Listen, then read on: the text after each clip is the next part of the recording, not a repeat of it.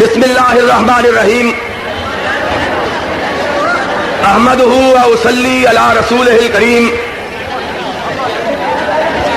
حضرات، میں جب اسٹیج کی طرف بڑھ رہا تھا تو بے شمار لوگوں نے راستے میں آتے ہوئے مجھے رکے دیے. کوئی سوال کچھ کر رہا ہے، کسی نے کچھ سوال کیا. ایک سوال بہت سے رکوں میں مشترک ہے اور وہ یہ ہے کہ اہل حدیث اب تلک کیوں سوئے رہے، آج کیوں جاگے ہیں؟ کیا سبب ہے کہ پہلے ہم نے ان کی نہ للکار سنی نہ ان کی یلغار دیکھی. آج ہم ان کی پکار بھی سن رہے ہیں، ان کی للکار بھی سن رہے ہیں اور ان کی یلغار بھی دیکھ رہے ہیں. ایسی یلغار کہ جس کو دیکھ کر بڑے بڑوں کے پتے پانی ہو گئے ہیں. اور وہ لوگ جو کل تلک یہ کہتے تھے کہ اس ملک میں اہل حدیث کا کوئی وجود نہیں، آج ہمارے دو ہی اجتماعات کو دیکھ کر یہ بات کہنے پر مجبور ہو گئے کہ ایسا معلوم ہوتا ہے اہل حدیث زمین سے اگ پڑے ہیں یا آسمان سے برس پڑے ہیں. لیکن میں یہ سمجھتا ہوں کہ یہ جو سوالات لوگوں کے ذہنوں میں آئے ہیں، ان کا جواب اگرچہ ایک لمبی نشست کا محتاج ہے، لیکن پھر بھی میں اپنی اصل بات کے آغاز سے پہلے مختصر سی تاریخ بیان کر دینا ضروری سمجھتا ہوں تاکہ لوگوں کو یہ علم ہو کہ اہل حدیث نے اس بر صغیر میں مدت مدید سے کتاب و سنت کی شمع کو فروزہ رکھا، لیکن براہ راست اب تلک سیاسیات میں کیوں نہیں آئے. اس کا سبب جو تاریخ دان ہیں وہ جانتے ہیں کہ اس کی بڑی وجہ یہ ہے کہ جب اس بر صغیر میں انگریزی استعمار کا طوطی بولتا تھا تو اس بر صغیر کے بہت سے مسلمانوں کے گروہ ایسے تھے جو انگریز کی فوج میں بھرتی ہو کر کعبہ تک پہ گولی چلانے کے لیے آمادہ و تیار ہو گئے تھے. اور انہوں نے آج جس بغداد کو بغداد شریف کہتے ہو، اس بغداد پہ حملہ کرنے والی انگریزی فوج میں بھرتی ہو کر شیخ عبد القادر جیلانی کے مقبرے پر گولہ برسانے سے بھی دریغ نہ کیا تھا. اور تاریخ اس بات کی شاہد ہے کہ اس ملک کے بہت سے وڈیروں نے میرے نزدیک بر صغیر کی تاریخ کے سب سے بڑے لٹیرے اگر کوئی ہیں تو وہ وڈیرے ہیں، چاہے وہ جاگیردار ہو، چاہے وہ سرکار ہو، اور چاہے وہ خانقاہوں اور مسجدوں میں بیٹھے ہوئے برہمن ہو. انہوں نے اس ملک میں انگریز کی فوج میں بھرتی ہونے والے ان مسلمانوں کو تعویذ دیے جو بغداد میں شیخ عبد القادر کی مسجد پر اور ان کی قبر پر گولہ باری کے لیے جا رہے تھے کہ ان تعویذوں کو باندھ لو، مسلمانوں کی گولیاں، بغداد کا دفاع کرنے والوں کی گولیاں تم پہ اثر نہیں کریں گی. اس دور میں بر صغیر میں اگر سرفروشوں کا کوئی قافلہ موجود تھا تو وہ لوگ تھے جنہوں نے سروں پہ کفن باندھ رکھا اور ایک ہاتھ میں رب کا قرآن تھام رکھا، دوسرے میں محمد کا فرمان تھام رکھا تھا. انہوں نے اس ملک میں انگریزی استعمار کو للکارا، اس کی راتوں کی نیند کو حرام کیا. اور پھر تاریخ پڑھنے والے طلبا اور آج میں اپنے اس شہر میں جس کی طرف اپنی نسبت پہ مجھے فخر ہے کہ یہ مولا میر کا شہر ہے، یہ مصور پاکستان اقبال کا شہر ہے، یہ شاہ جہان کے استاد ملا افضل کا شہر ہے، یہ ملا عبد الحکیم کا شہر ہے۔ اس شہر میں کھڑے ہو کر یہ بات دہرانا چاہتا ہوں کہ اس دور میں جب ہر طرف سے سپاس نامے پیش کیے جا رہے تھے، ایک حریت پسندوں کا قافلہ تھا جو انگریزوں کی آنکھوں میں آنکھیں ڈال کر انہیں للکار رہا تھا اور کہہ رہا تھا انگریزوں برے صغیر سے نکل جاؤ، جب تک وہابیوں کا ایک بیٹا زندہ ہے تمہیں چین سے برے صغیر میں نہیں بیٹھنے دے گا۔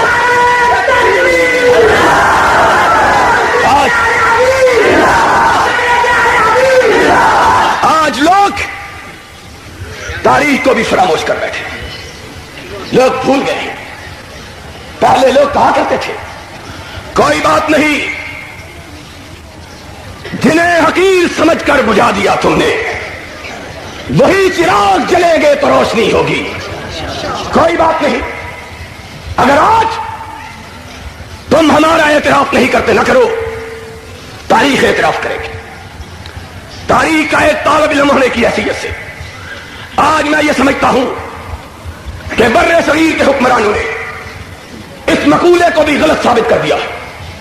ہم نے دیکھا ہے مورخ کا قلم بھی دیکھتا ہے یا خانزادوں کی پیشانیاں دیکھتا ہے یا ماشاء اللہ ڈکٹیٹروں کے اشارہ ابرو کو دیکھتا ہے، حق نہیں دیکھتا۔ تاریخ سے پوچھو کون تھا جس کے محلوں پر ٹریکٹر چلائے گئے، کون تھا جن کی بستیوں کو پیوند خاک کیا گیا؟ کوئی ماں کلال بتلائے، اس کی تاریخ میں پٹنہ کا نام ہو تو مجھ سے سوال کرے، اس کی تاریخ میں بہار کا نام ہو تو مجھ سے پوچھے، اس کی تاریخ میں صادق پور کا نام آتا ہو تو مجھ کو ٹوکے۔ یہ کن کے شہر تھے؟ اہل حدیثوں کے شہر، جن کو ان کے باسیوں سمیت ان کے اوپر گرا دیا گیا اور ان کے علماء کو پکڑا گیا، ان کو پھانسیوں کی سزا دی گئی۔ انہی میں سے ایک یحییٰ علی کا نام تھا، اہل حدیث کا سر خیل۔ جج نے پھانسی کی سزا دی، رات کو تاریخ کوٹری میں اس کو علیحدہ کر کے رکھا گیا۔ جج دیکھنے کے لیے گیا، دیکھوں رات کی تاریکی میں اس پہ کیا بیت رہی ہے، جس کو صبح دم پھانسی ہونے والی ہے۔ کیا دیکھا؟ ساری کوٹریوں کے چراغ بجھے ہوئے، یحییٰ علی کی کوٹھی سے نور نکل رہا ہے۔ حیران و شستہ رہ گیا، آگے بڑھا، دیکھا اس تاریک کوٹھی میں یحییٰ علی قرآن کی تلاوت کر رہا ہے، آسمان سے ابر نور برس رہا ہے، پیشانی پر مسکراہٹ، ہونٹوں پہ تبسم۔ کہاں اس کو باہر نکالو۔ موت کا قیدی، صبح دم پھانسی پہ لٹکنے والا، موت کا انتظار کرنے والا نکالا جاتا ہے۔ انگریز جج پوچھتا ہے تم نہیں جانتے تمہیں موت کی سزا ہو چکی ہے؟ کہا اگر یہ جانتا نہ ہوتا تو میری کوٹری میں نور کیوں سے آتا؟ جانتا ہوں۔ کہا پھر خوش کیوں ہو، مسکراہٹ کیوں ہے؟ کیوں؟ آج صبح رب سے ملاقات کا دن ہے اور جس کی ملاقات ہو اس کی وہ رات شب برات ہوتی ہے۔ نہ ہو۔ جج کا چہرہ بدل گیا۔ سنو، میں اہل حدیث کے بیٹے تجھے پھانسی چڑھا کے خوش نہیں دیکھنا چاہتا، عمر قید کی سزا۔ اور کہا گیا اس کی داڑھی کو مونڈا گیا۔ یحییٰ علی نے اپنے بیٹے ہاتھ میں لیے، رونا شروع کر دیا۔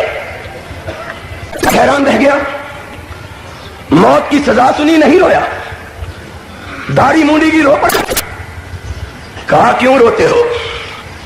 کہا اپنی بدنصیبی کی خوش نصیب ہوں، سوچتا ہوں مجھ سے زیادہ اللہ کی بارگاہ میں زیادہ مقدس نکلی وہ کٹنے کا شرف حاصل نہیں ہوا ہے۔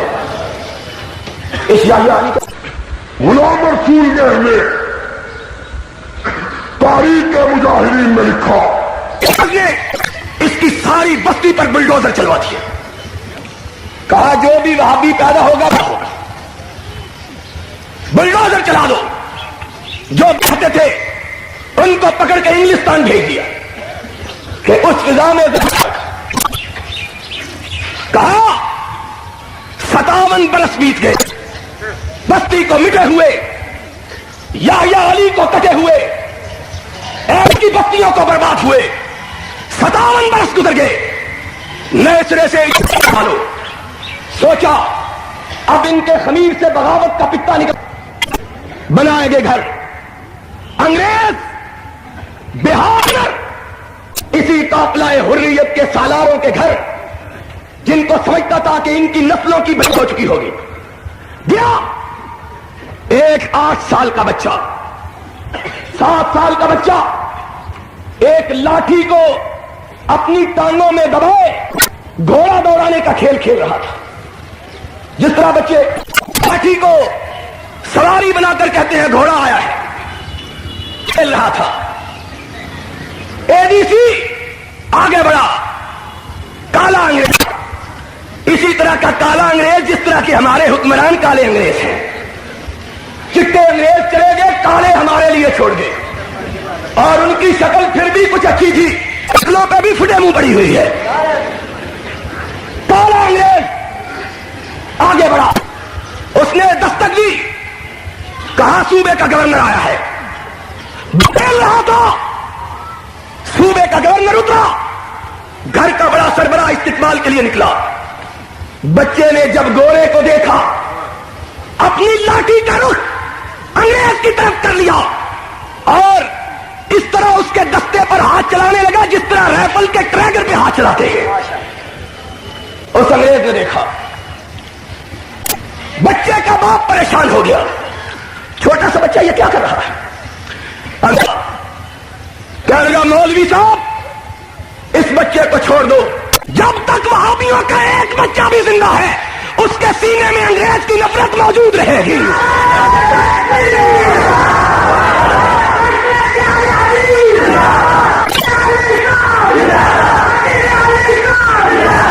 اور پھر پھانسیاں لگائیے اس سیال کوٹ کے شہر میں۔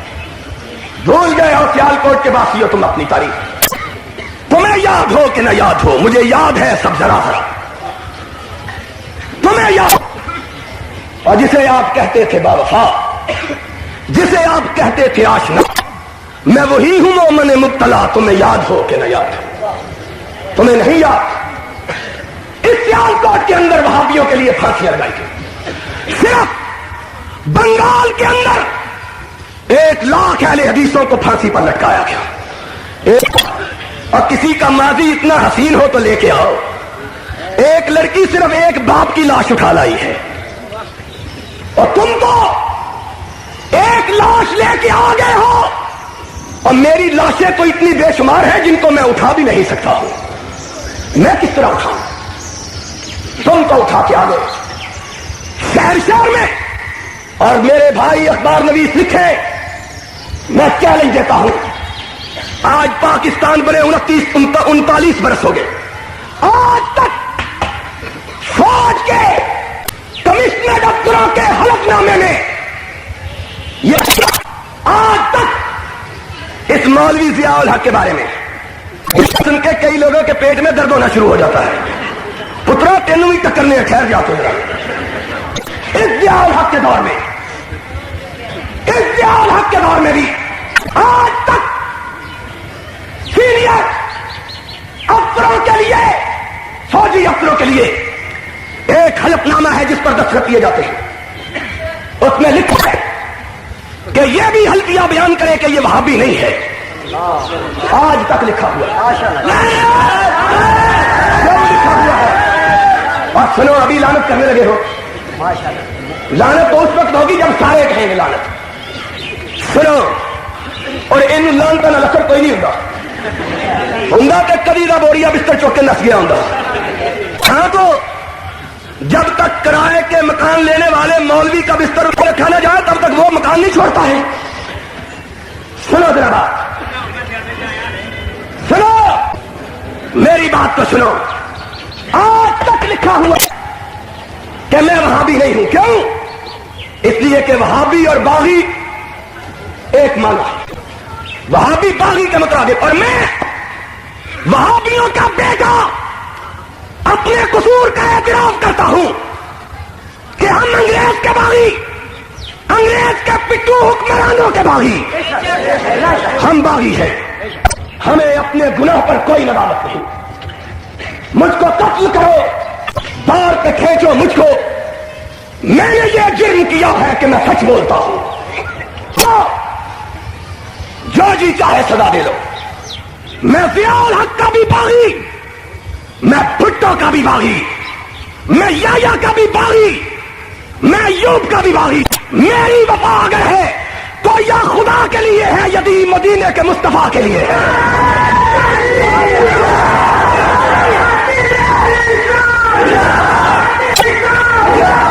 اور کسے کے کشتہ نشد پیلا مانیس، اور جو باغی نہیں ہے وہ اہل حدیثوں کی فہرست سے اپنے نام کو کٹوا۔ ہم باغی ہیں، ہم باغی ہیں، ضیاء ماشاء اللہ کے باغی، تیرے جھوٹے قانون کے معافی، تیری مصنوعی مونچھوں کے باغی، تیری اس پھٹی ہوئی وردی کے باغی۔ پھٹی ہوئی وردی، شرم نہیں آتی بے غیرتوں کو؟ سینے پہ تمغے لگائے ہوئے ہیں، لائن لگی ہوئی ہے تمغوں کی۔ پوچھو، ہلال جرت ہے، ہلال پاکستان ہے، ہلال بصالت ہے، ہلال قائد اعظم ہے۔ بے غیر تو کس ملک کو فتح کیا ہے؟ اتنے تمغے لگائے ہوئے ہو، کس ملک کو فتح کیا ہے؟ اسلام آباد سے جواب آتا ہے پاکستان کو فتح کیا ہے، پاکستانی قوم کو فتح کیا ہے۔ شرم نہیں آتی؟ تمغے لگائے ہوئے ہیں دفتر۔ ہم باغی ہیں، اہل حدیث، اور بولو اہل حدیث، اونچی بولو اہل حدیث۔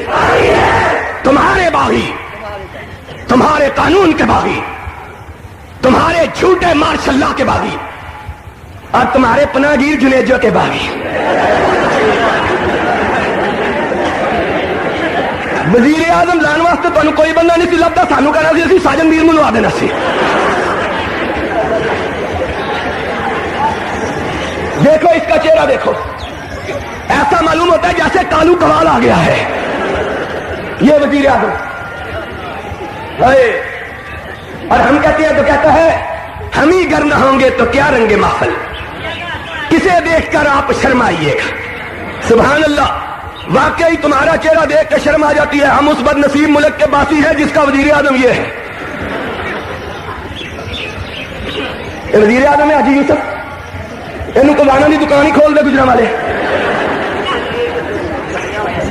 اور کہتا کیا ہے؟ سنا، آج نظام اسلام کی بات کرتے ہیں، کچھ ہم سے کہا ہوتا، کچھ ہم سے سنا ہوتا۔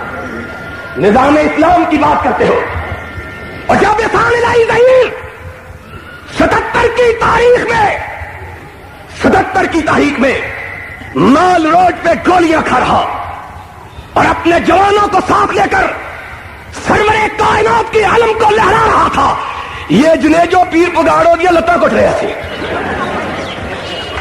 مجاہد دیکھو، مجاہد بڈی کتنے رہے ہجڑا ہے، کہتا ہے بڈی اور بس کر، اور ہمیں ڈراتے کیا ہے؟ کہتے ہیں یہ لڑکی آ گئی ہے۔ وہ لڑکی سے مرد نہیں ڈرتے، ہجڑے ڈرتے ہیں۔ لڑکی سے مرد، اور عورتوں سے کبھی مرد بھی ڈرتے ہیں؟ اور بولو، اور سیال کوٹی ہو تھی تو بڑے بہادر لوگ بول دے کیوں نہیں؟ اور کبھی لڑکی سے مرد ڈرے ہیں؟ ہیجڑے ڈرتے ہیں، ہیجڑے کمر پہ ہاتھ رکھ کے کہتے ہیں یہ آ گئی ہے، اب ہمارا کیا بنے گا؟ تمہارا مربع بنے گا۔ ادھر سے یہ ڈوئیاں مار رہی ہوگی، ادھر سے اہل حدیث مولانا عبداللہ کی سوٹی مار رہے ہوں گے۔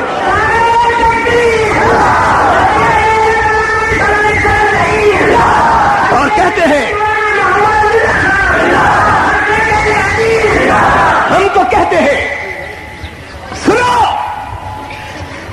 ایک دور تھا اہل حدیث کا نام لینا جرم تھا، اتنے شہداء کی لاشیں ہم نے اٹھائی، اپنے کندھوں پر اٹھائی، ان کو لے کے آئے، اور پھر لوگوں نے سمجھا اپنی صف بندی ضروری ہے۔ جب تک صف بندی نہ ہو، یہ پسے ہوئے انگریزی استعمار کے اور انگریزی استعمار کے گماشتوں کے، ان کی مانوی اولاد کے پسے ہوئے، جب تک یہ سانس نہ لے لیں گے تب تک نئی لڑائی لڑ سکتے۔ آج وابیوں نے سانس لے لیا ہے، اور بولو اہل حدیثوں نے سانس لے لیا ہے۔ اب دنیا کی کوئی طاقت اس ملک میں قرآن و سنت کی راہ میں رکاوٹ نہیں بن سکتی، دنیا کی کوئی طاقت۔ اور سنو، آج چند شتونگڑے چھوڑے ہیں، مولوی جاہل درباری ملا کہتے ہیں جمہوریت کی بات نہ کرو۔ کیوں؟ جمہوریت تو آئی ڈی نکاح چاہیے ہے، کہتے ہیں جمہوریت کی بات نہ کرو۔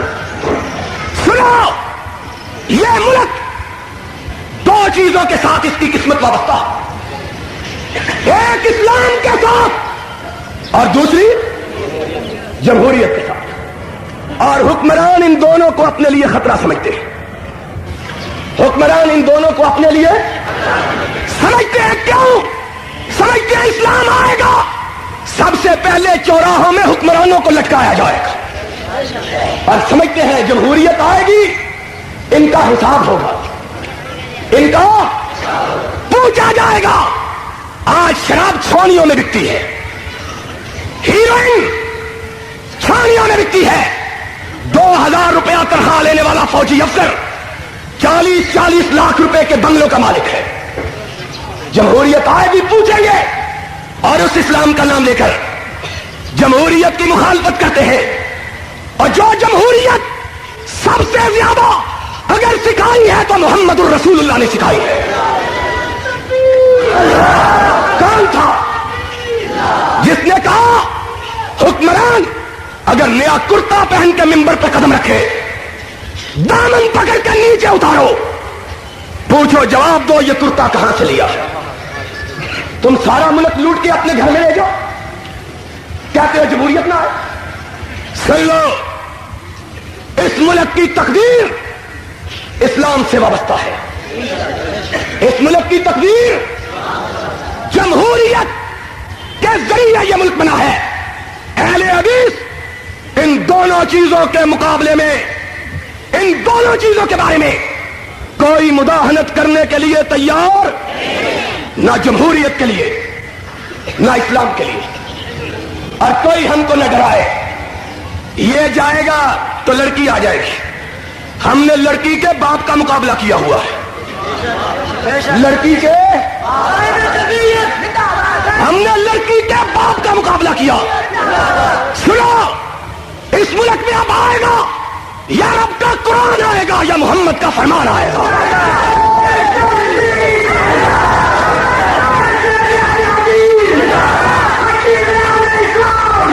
حضرات، میں آخری بات کہ نماز کا وقت ہونے والا ہے یہ کہنا چاہتا ہوں۔ میرا جی یہ تھا کہ آج اپنے شہر میں کھل کر باتیں کرتا، لیکن سوچ رہا تھا کہ مجھ تک کب ان کی بزم میں آتا تھا دور جام، اور ساقی نے کچھ ملا نہ دیا ہو شراب میں۔